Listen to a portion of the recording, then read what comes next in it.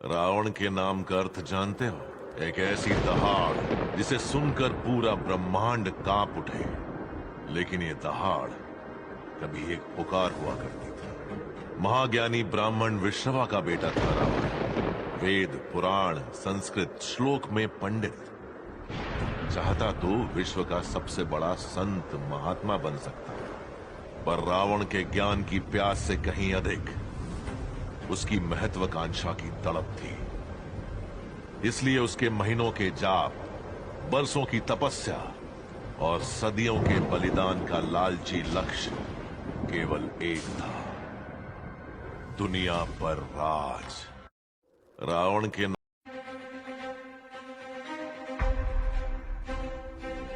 दिल थाम कर बैठिए दोस्तों, मंत्री जी हमारे बीच आ चुके हैं। अब वो एक बार फिर रावण को तीर मारकर हर साल की तरह बुराई पर जीत हासिल करेंगे।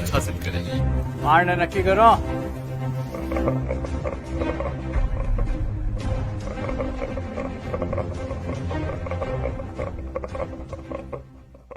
तू मारेगा मुझे?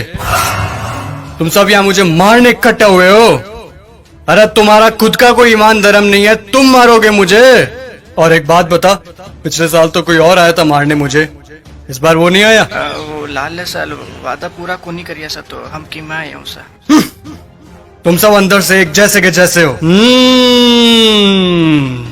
ठीक भीड़ इकट्ठी हुई है मुझे मारने के लिए आज। मैं माता सीता को लेकर गया था, इसीलिए मारने के लिए इकट्ठे हुए ना तुम सब आज। हाँ, मैं मानता हूं मेरी गलती, लेकिन माता सीता को किसी कारागृह में नहीं, सबसे उत्तम वाटिका थी उसमें रखा था मैंने। और हाथ लगाना तो दूर, गलत नजर से देखा तक नहीं था मैंने माता सीता को। और तुम्हारे यहाँ छोटी छोटी बच्चियों को दरिंदे उठाकर लेकर चले जाते हैं, उनके साथ रेप करते हैं। उनको तो तुमने कभी ऐसे इकट्ठा होकर जलाया नहीं। वो दरिंदे क्यों खुलेआम घूम रहे हैं आज भी, मुझे ये बताओ। आए हैं मुझे जलाने। अब चोटे तू बता। मैं तो सभी वेद और ग्रंथों का ज्ञाता हूं। तूने कौन सी वेद ग्रंथ या पुस्तक पढ़ी है, मुझे ये बता। पांचवी फेल मेरे समक्ष बोलेगा तू? चुपचाप खड़ा रह तू। देख, मुझे ना केवल संगीत का शौक है, बल्कि सभी रागों का, सुरों का और वाद्य यंत्रों का ज्ञान भी है। तुझे क्या ज्ञान है वाद्य यंत्रों के बारे में? ये मारने आया है मुझे।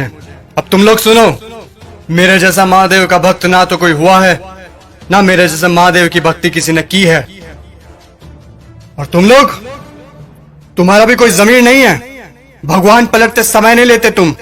काम हुआ तो ठीक, तो चलो महादेव के पास, हुए तो चलो महादेव के, नहीं हुए तो चलो इस बार बालाजी के चलते हैं। क्या हुआ?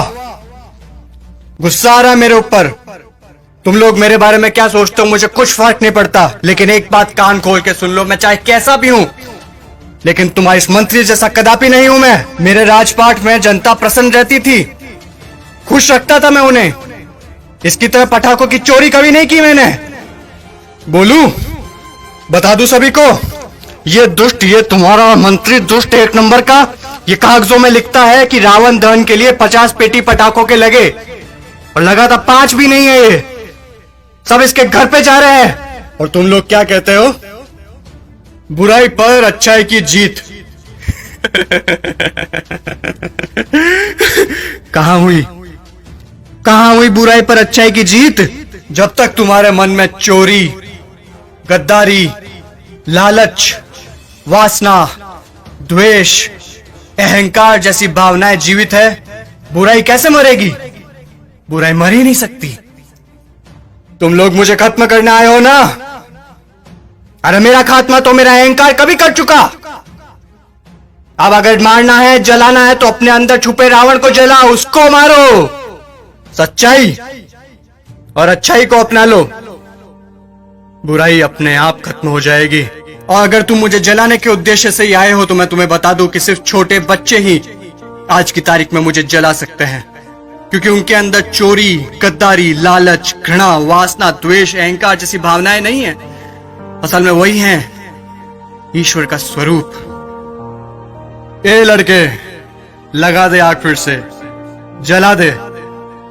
अगले साल फिर आऊंगा मैं जलने के लिए, लेकिन अगले साल मैं देखूंगा कि आप लोगों ने अपने अंदर के रावण जलाए या नहीं। खुश हैं अभी आप सब? एक बार फिर से आपका रावण जल रहा है।